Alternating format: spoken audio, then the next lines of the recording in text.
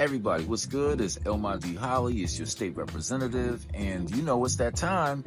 We're about to go and make our voices known at the ballot box. October 15th is the first day of early voting, and what you'll find is not only candidates at the very top, but you'll go all the way down the ballot, and you're going to find what we call ballot questions, okay? You have questions that will change the Constitution, as well as certain questions that are going to decide whether or not we will have a law that applies or whether that law does not apply. The first one is going to allow for a homestead exemption to be made available, and this is going to be the question of whether or not these cities, counties, municipalities, or consolidated governments, basically a county and a city, when they come together. Think of like Macon-Bibb County.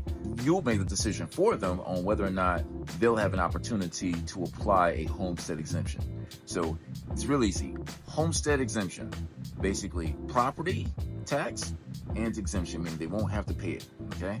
So usually a homestead exemption is what's being made available for senior citizens, because the assumption is being made they've already paid so many years in. Hey, right now they're on a fixed income. Don't make it too hard for them so they're paying their taxes, okay?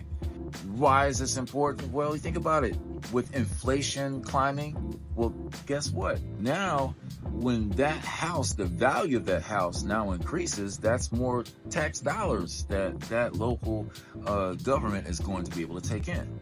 So what this allows for is the option, especially for areas that don't currently have a homestead exemption. If you already got a homestead exemption, then, you know, this won't apply to you. But for those that don't have it, they get to either opt in or they can opt out, particularly opting out in 2025. Okay. All right, moving on to the second one.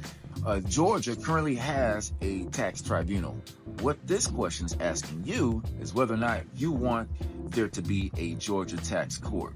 What's the big difference? Well, the tax tribunal that is currently in place has judges that are having to run for office, meaning the public, like yourselves, you will have to vote on whether or not they are elected back into office. However, now this is a Georgia tax court where the persons making decisions are handpicked by the governor himself.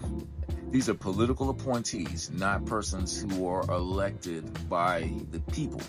Let's go to the third one. You ready? We're almost there. This is a question as to whether or not the standard deduction raises from $7,500 to $20,000.